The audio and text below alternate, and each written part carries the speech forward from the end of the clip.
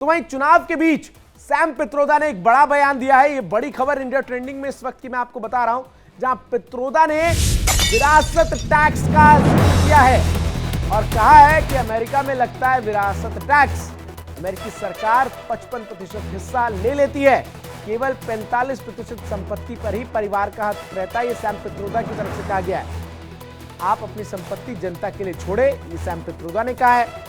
संपत्ति जनता के लिए छोड़नी चाहिए, सैम पित्रोदा की तरफ से ये कहा गया है। तो आखिर कांग्रेस के लिए मुश्किलें क्यों बढ़ती नजर आती हैं, वो सैम पित्रोदा जैसे उनके नेताओं के बयान हैं। सीधा मैं ग्राउंड जीरो का रुख करता हूं। पूर्वा तमाम अपडेट्स के साथ जुड़ रही है। पूर्वा, प्रधानमंत्री ने जब जिक्र मंगलसूत्र का किया था, जिक्र संपत्ति का किया था, तो पलटवार करते हुए प्रियंका गांधी ने जवाब तो दिया, लेकिन अब ये सैम पित्रोदा का बयान जो है, इसे बीजेपी तो हाथों हाथ उठाएगी। अपूर्वा, आवाज आ रही है अब तक? बिल्कुल ठीक है। देखिए, सैम पित्रोदा ने जो ये बयान दिया है, सीधे तौर पर जो निशाना है वो बीजेपी है, क्योंकि जिस तरह से बीते कुछ दिनों में बिल्कुल बिल्कुल बीते कुछ दिनों में जिस तरह से पीएम नरेंद्र मोदी ने मंगलसूत्र और संपत्ति को लेकर जो बयान दिया है, उसके बाद सैम पित्रोदा ने ये पलटवार करते हुए कहा है कि देखिए, उनका स्टेटमेंट मैं एक बार आपको पढ़ के बता दूं। उन्होंने कहा कि अमेरिका में एक विरासत कर है। अगर किसी के पास 100 मिलियन की संपत्ति है और अगर वो मर जाता है तो वो केवल 45% अपने बच्चों को हस्तांतरित कर सकता है, यानी केवल 45% ही अपने बच्चों को दे सकता है।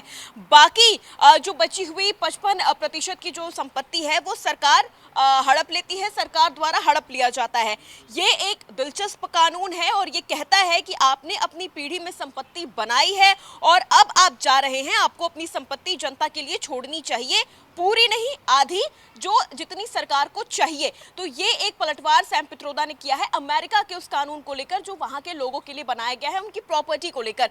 तो ये भी एक इसके अलावा उन्होंने एक और स्टेटमेंट दिया है कि भारत में आपके साथ ऐसा नहीं है। अगर किसी की संपत्ति 10 अरब है, वो मर जाता है तो उसके बच्चों को 10 अरब पूर्वा यहाँ पर ये है ना कि कांग्रेस के कई नेता ऐसे हैं जो जब बयान देते हैं तो वो इस बात को नहीं सोचते कि इस बयान के मायने जो है वो क्या निकाले जाएंगे।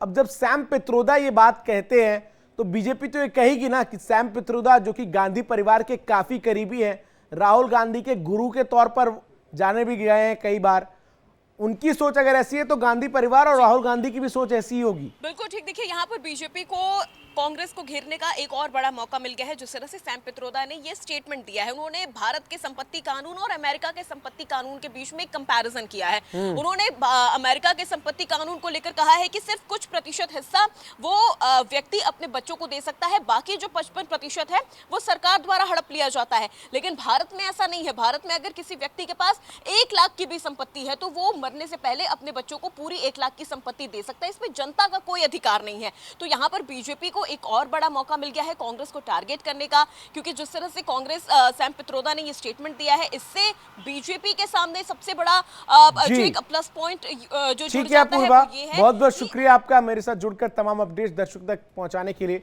तो लगातार सैम पित्रोदा के बयान ने अब राजनीति को गरमा दिया है। कहा क्या है सैम पित्रोदा ने, ये जरा समझिए। देखिए, सबसे पहले वो कहते हैं कि भारत में जो विरासत टैक्स है उसकी वो वकालत करते हुए नजर आते हैं और कहते हैं अमेरिका में 55% विरासत टैक्स लगता है, 45% संपत्ति पर ही परिवार का हक होता है, ये सैम पित्रोदा ने कहा।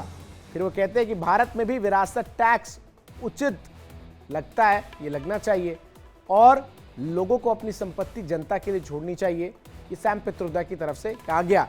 तो सैम पित्रोदा का ये बयान अब किस तरीके से बीजेपी को मौका देता है कांग्रेस पर हमलावर होने के लिए, ये हम अब देखेंगे। लेकिन इन सब के बीच एक बार जरा आप खुद सुनिए कि सैम पित्रोदा ने कहा क्या। Let me tell you, in America, there is an inheritance tax. So if, let's say, one has $100 million worth of wealth, and when he dies, he can only transfer probably 45% to his children. 55% is grabbed by government. Now, that's an interesting law. It says, you in your generation made wealth. You are leaving now. You must leave your wealth for public. Not all of it, half of it. Which to me sounds fair. In India, you don't have that. If somebody is worth 10 billion and he dies, his children get 10 billion. Public get nothing.